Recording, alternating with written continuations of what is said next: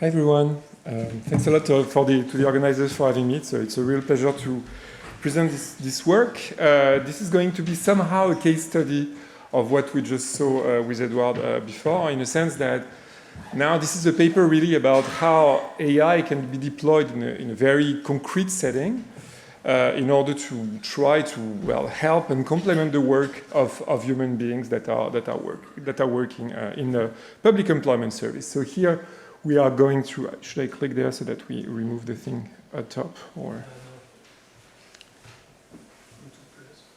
plus masquer les bidules flottants. Super. So indeed, this is joint paper with Thomas Le Barbanchon and Lena Itzvik. We're going to Sweden and we're going to see how AI can help the work of case workers in the context of the public employment service. So, okay, now I need to click there. We're going to sort it out. Yep, here we go. So I guess the big motivation is the one that gathers everyone here is the fact that we know that on many markets, many markets are very complex. We are collecting lots of data, but very much the data is making apparent that we have very much complexity on this market. So if you think about the labor market, for instance, it's a market with a lot of different players that are extremely different. So job seekers are extremely heterogeneous, employers are very heterogeneous. You know somehow about this heterogeneity, and we know more and more because we have data about that. And so the big question is, how can we really put them together? And for that, AI may actually be a good solution, because AI is exactly good at sorting out a large number of information and trying to understand complexity and heterogeneity. So I guess we have some good ideas about why it should work. We don't have so many case studies about how it could work in practice. So I guess this paper tries to fill that gap. And in particular, we try to understand, in this particular case, we're going to deploy a recommender system in which job seekers are going to be given recommendations that are generated by AI. This is not like rocket science. This is something that we already experience when you browse your favorite streaming services. But basically, this is now something that we try to see how it can help the public service perform its missions. So in this case, what we do in this particular context is that we design a recommender system that is, I guess that when we started the project 10 years ago was kind of the frontier. So of course nowadays it's not so much a frontier, but we can still qualify it as AI. We partnered with the Swedish Public Employment Service to try to implement this recommender system on the national scale. So that means that appeared on the platform, just like the France Travail platform, if you want, except that it's, in this case, Arbeidsförmedlingen. We designed it in an RCT, so a randomized controlled trial, in order to try to evaluate the impact of this particular service. And we did it in a particular way in order to evaluate also the impact at the market level, not only at the individual level. That's why it's a clustered RCT. And what we find is the following. We find that actually the recommender system, when you deploy it at the level of the market, it actually increases employment by 0.3% by helping the firms to match with workers. So that's something that we have at the local market level. And the mechanisms, I think, are interesting because instead of increasing the number of applications by job seekers to jobs, what we find is that they reallocate their applications to different jobs. And so it's a reallocation process, and I guess that's the fact that it doesn't create congestion on the market is quite important for our results. The other interesting thing is really to try to understand who this kind of tool may help. So we have in mind that maybe in some context, AI, the benefits of AI can be reaped by already the people that have that kind of everything. And in particular, in this case, what's interesting is that we see that the effects actually are more at the bottom of the distribution. So they help the vacancies that have the lowest job filling rates and the job seekers that have the lowest job finding rate to find jobs. So it looks like rather a policy that in general helps a little bit everyone in aggregate and towards and helps rather more the people that are at the bottom of the distribution. It also shows that there is something about occupational broadening. So the way it works is actually that people, they may learn about other jobs because of the recommender system, and they are going to broaden a little bit their occupational search. So working, not the jobs, to be clear. I'm going to skip the contributions, but because there are a lot, and because we don't have time, but basically there are some people working already on algorithmic recommendations. It's an emerging literature and very exciting one. So the setting, so this is the website, okay? The website is Platzbanken website. So this is the Suède Travail website, if you want, and just very much, I don't know if you already searched a job on France Travail, but basically here what you're going to do is just to try to type a job, trying to find some kind of a job. So you type an occupation, you type a location, and you try to find a job. So for instance, let's say that we search for a job of personal assistant in the beautiful city of Umeå, which is in the north, and then you will find, for instance, in this case, 40 results advertising for 59 jobs, because there can be more than one job on a given job ad.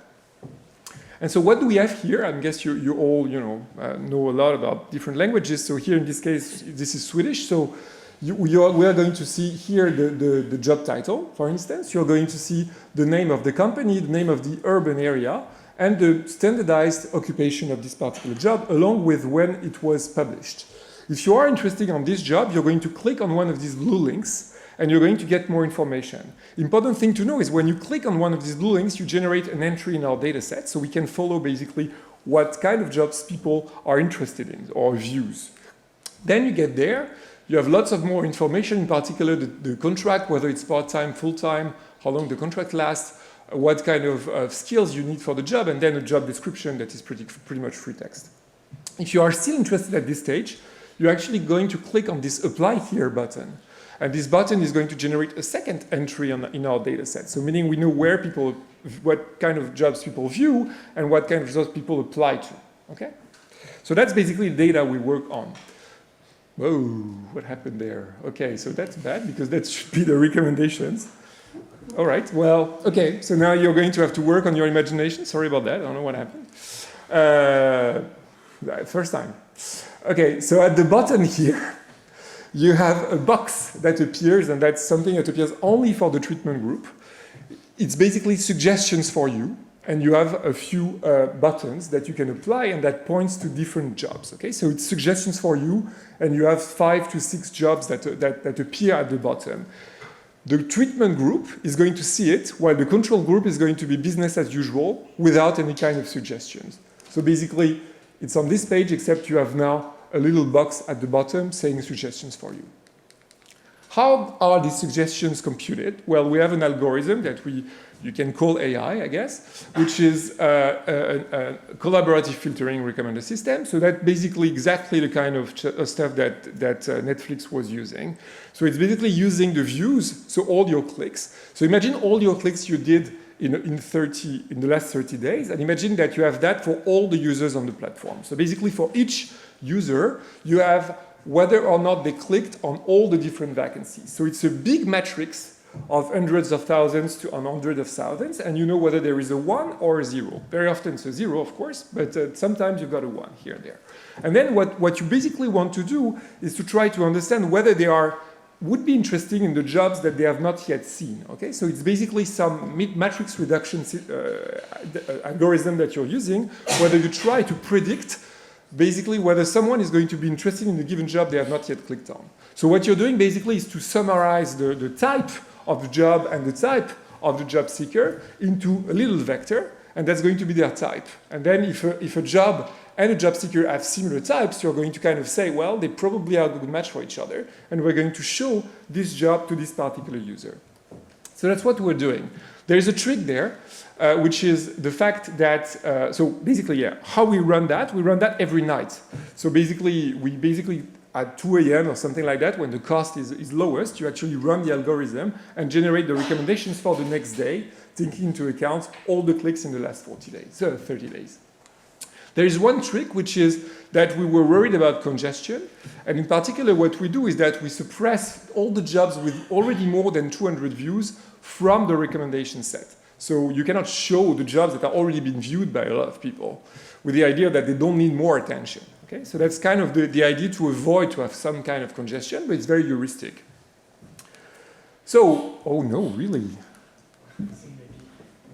Okay, great. So I'm still going to do the little trick here.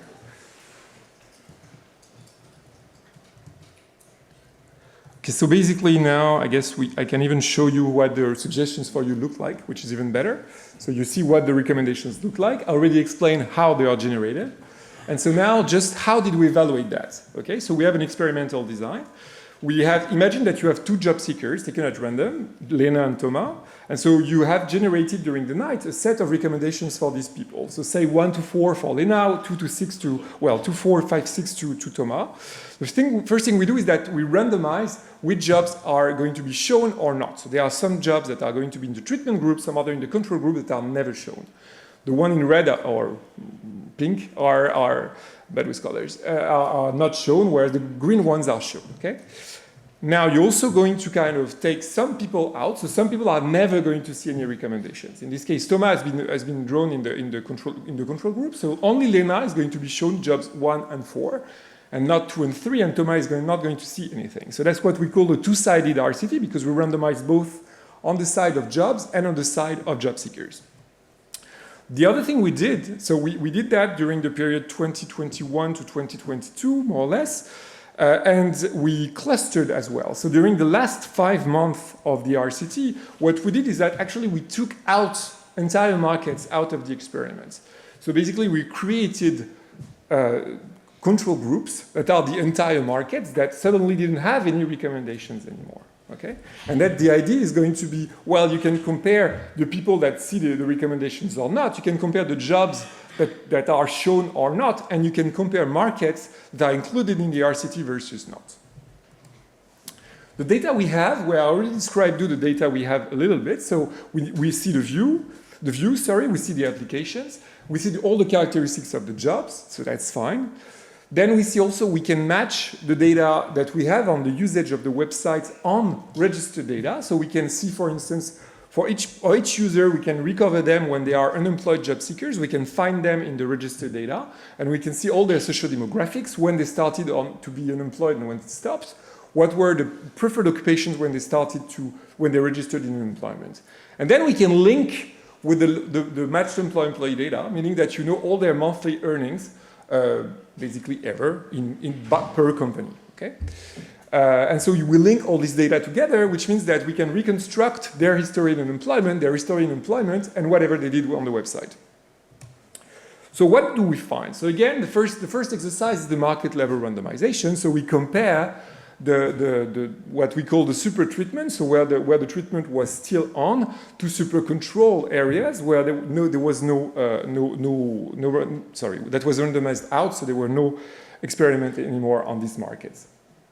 So what do we see? Well, basically, the nice thing is that because first everyone was in, and then suddenly you cut the experiment, you can basically compare at the firm level during the experiment and then after the experiment and kind of look what is going on. So in particular, in this case, you can look at the employment for the treated firms, whether they were or not at the moment where the treatment was on or off, so whether they were in a super treated area or not. And what you find is that basically when you compare them before, it's kind of zero, and then suddenly you cut the treatment in some areas, and now you can compare those with the treatment and those without, and you find that there is an upward shift of the employment for firms in the super treated area. Is it a big deal or not? Well, we try to kind of so this is kind of the equivalent in a table. What you find is that employment in this case, it's kind of higher by 0.7%. But then you need to account for the fact that some firms were not treated at all, so you need to deflate a little bit this result, and so that's how we come up with the increase in overall market level employment by 0.3%. I mean, it may sound, depending on what are your expectations and where you come from, it may sound very high or very low. I mean, it's 0.3% is not going to change everything, but then again, it's a very costless intervention because we basically just put a box on a website. So, the cost-benefit analysis at least is very good for this particular intervention. We see as well for other things like hiring and earnings that we find indeed that things are getting better. So now, if we go back to yeah, perfect, thank you. If we go to the treatment effect to see what is going on at the individual level, that's how this idea of reallocation takes place. So did people overall, when they were treated, apply to more jobs? The answer is no. If anything, they actually apply to less jobs, okay? Not very significant, so we say 0. What happened is that they applied much more on the jobs they were recommended and less on all the other jobs, meaning the one that are in the recommended set but were not shown, and the one, all the other jobs. So basically, what you find is that they kind of clicked and applied to the jobs that were shown, but basically searched a little less by their own means, otherwise. Reallocation of the applications. Nope.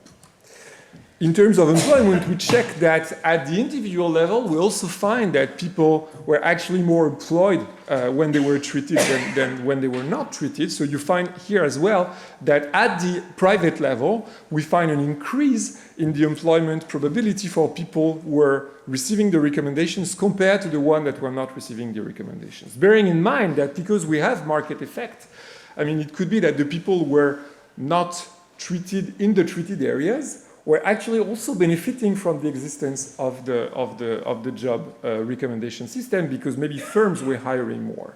Okay? So the private impact in this case may be a lower bound for the overall impact of the intervention. Now, if you want to look a little bit at what was going on in terms of who was benefiting, you can kind of leverage the fact that some people were treated, some jobs were treated, and some people were not treated, and some jobs were not treated. So what we're doing there is that we exploit the pair level data, meaning that we are putting the data somehow in all the different recommendations that were sent, so roughly 60 million. And so we know that this person was recommended this job. And we know whether this person was treated and this job was treated. So what we do is basically we compare the average effect between the fully treated pair, where the person was treated and the job was treated, to a fully non-treated pair, where the job was controlled and the individual was controlled. And now the nice thing with that is that we can try to ask questions like, what happened to, well, different people based on their characteristics, different jobs based on the characteristics of the jobs, but also different pairs. So is it, for instance, better to show someone something that is really close to their home, really far from their home, really close to the kind of jobs that they were looking for otherwise, or really far for the kind of jobs that they would look for spontaneously, okay? And so what we find overall is that the effects are stronger for people that are less educated, people that were unemployed at the time when they started to receive the recommendations, people that are initially looking further away. So when people are kind of open ex ante to look for jobs that are far away, that's also where the job recommendation system plays a role. In terms of the vacancies, what you find, that might be a little bit counterintuitive. Well, not the first one. The vacancies that were associated with several jobs are actually exhibit a higher effect. Why? Because maybe we think that it's not so obvious on the website that a given vacancy has, well, a given job ad has actually several vacancies. And so maybe just pushing these particular jobs is actually a good idea. All the job ads, I don't know what you think about that. So in a sense, a job ad may be old because it's good, but it has been overseen, overlooked, or it could be because it's basically bad. Okay, and so here what we find is that the first effect look important. So there are just some job ads that are not so bad and are being completely overlooked, and because of the nature of the search engine, they don't appear very high. Okay, and so it's good to kind of refresh them and show them to people. Then again, we try to summarize into 2 dimensions. We try to predict whether someone would have been, well, somehow successful without the recommended system. So we basically try to predict their job finding rate spontaneously, and same for the jobs. We try to predict whether or not they would have been filled in the absence of the recommended system. And here we find the result that basically, if anything, it's only for the bottom 20% of the job ads that you find the highest results. The others, the results are mostly 0. So somehow it's for the job ads that have really a lot of difficulty to get filled spontaneously that you find an effect for the recommended system. And for the workers, I mean, it's more gradual, but it looks like you have some form of gradient towards finding larger effects for people that are at the left than people that are basically with higher chances on the market ex ante. So again, what's funny is that this is a recommended system that seems to help more people that struggle spontaneously and job ads that struggle spontaneously. I mean, is it astonishing? Not really once I spell like this, no? I mean, it's just that spontaneously the search engine seems to be a tool that is more adapted for some people and some ads than for others. And that's exactly this gap that the recommended system fills. So let me conclude on that.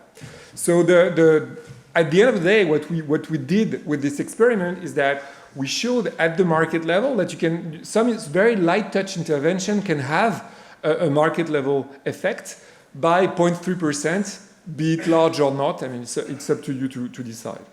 But at least, you know, it didn't have any kind of displacement effect, that's for sure.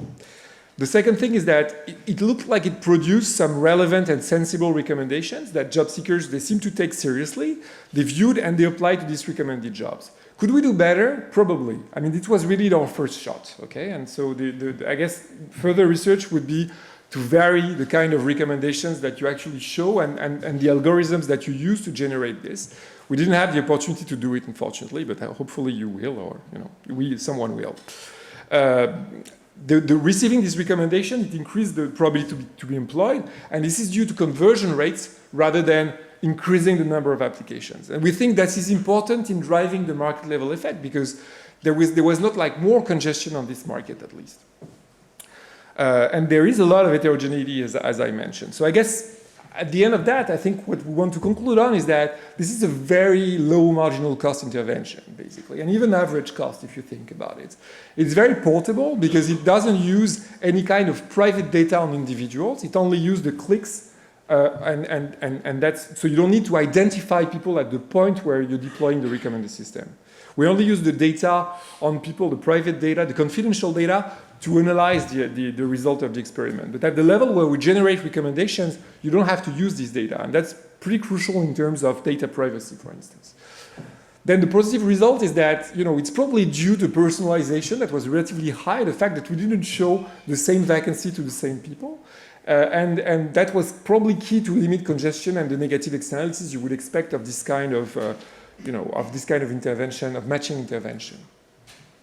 And then the big questions are going to be, I guess, back to also Edward Stoke, where basically if you want to increase the efficiency of this matching process, you have to think about how you make human beings and this recommended system cohabit with each other. So in a sense, we think of it as a very complement, in a sense that it provides a service that, you know, maybe that was not provided before for some people, but you could imagine a recommended system that is actually also used by the case workers in order to help them when they actually face the job seekers, which is not what we tested.